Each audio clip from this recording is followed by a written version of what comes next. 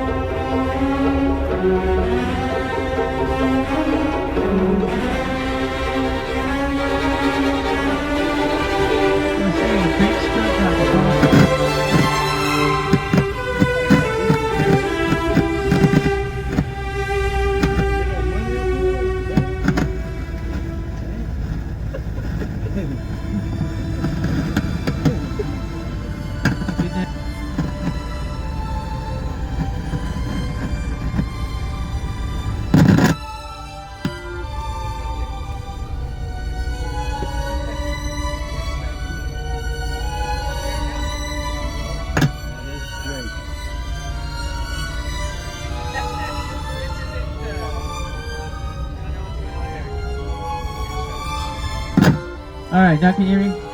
Alright, sorry about that. Jeez. Counting threes, right? So on the left side is the transmitters that cause the energy from the Hoover Dam from below. So we're going to be passing this. As you know, I told you not to let it use your audio anymore because of the low flow of the water from Lake Mead.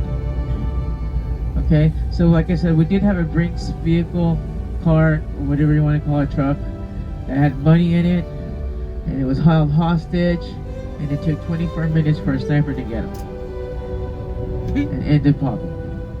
Okay, so on the left side, I call this the zip line. So what this was a zip line. I'm gonna say it this way because I don't remember the name of it properly, because it's probably a big word that I can't still remember it every so often. But anyways, it would bring any supplies that they needed to the hole that's in the wall right there with the gate. As you can see, it's blocked down. And on top of the front, as you can see, the Michael Conaham Bridge. Can you see that? So we used to come here through this every day just to get through Arizona. We backed up just to get through Arizona.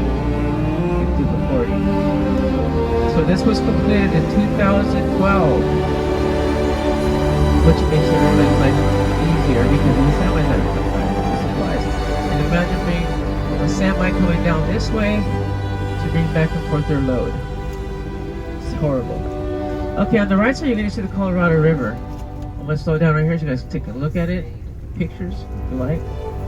Isn't that beautiful? This river was a terrorist. Okay, so it would take away livestock and vegetation that the crops that the farmers would have. So not only did it murder their animals, but it took out crops that they relied on to make money off of and feed people. Alright, so the skater's job was to put dynamite inside the rock to blow it up so that way they could make room for the dam. He's paying $6 a day. And on the left side you can see what he looks like. A piece of board, a couple pieces of rope, and a chisel and dynamite. And so since they would get blown away with the rock and rebel, they would get hurt from the leftover pieces of rocks that would come up on the area. So they made the first hat, safety hat. You know what the construction workers are now? So what they used to do is get two baseball caps. One baseball cap they dunked in tar, stick the other cap on the other side, dunk it one more time. Two handkerchiefs were made to make it on the inside. So that way when the rocks would fall, they wouldn't hurt them. So that's where they got the idea from, and they made several of them afterwards. They figured it out. On the left side, you're going to see four towers. Four towers represent the four states of the water.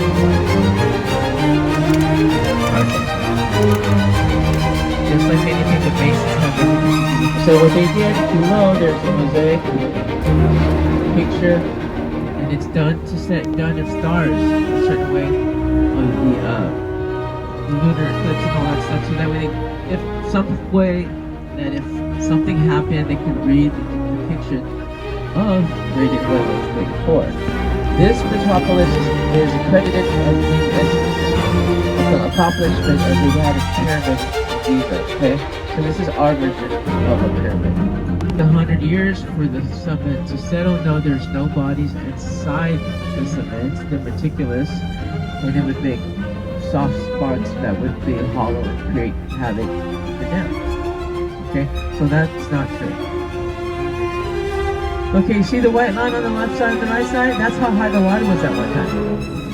That's how low the lake is. Lake Mead is very low.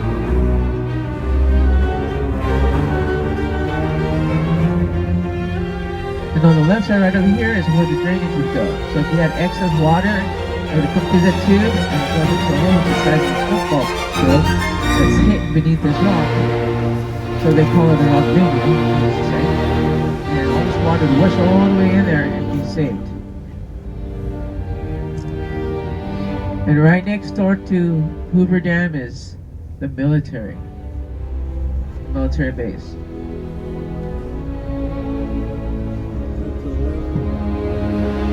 That's going to be towards the left side. All that rock is hiding it. Everything that comes through military is late at nights that comes through here. And there's nobody here. going half-axis. See, there's two sets of nets there for the water, because the water still travels beneath, and we still have the turbines pushing the water in through, so that way they can create somewhat of a little bit of energy, because it's not energy efficient. It costs too much money because of the coal that it has to use. So on the right side, here's the big hole. Where my hand's at, it's pointing. That's the reservoir. So when we come down, you'll see it on the left side. Okay. On the rock, there are slivers. Those slivers is where they would drill in, and they used to call the drills widowmakers, because they were used with pressure of water. And they would blow up if they had too much pressure, and they would kill the scalers. On the top, you can see that bunker on top. That was made for the war, because as soon as Hiroshima was done, they were waiting for Japanese to come here and invade us. So they had that up there for sniping.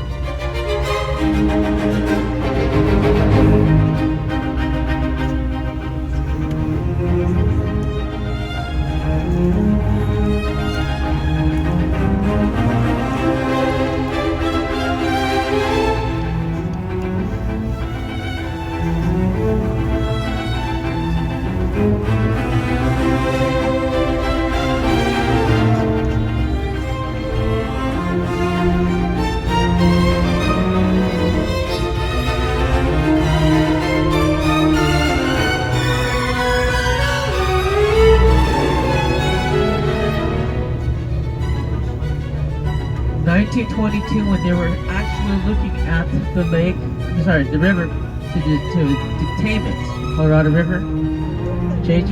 Tierney died on December the 12th. His son died 13 years after, on December the 12th. Patrick Tierney. So he was the first one, and the son was the last one to die. Alright, I'm going to get you guys off for 10 minutes here, take some pictures real fast, and we'll go on top to go with the Hoover Dam reclamation.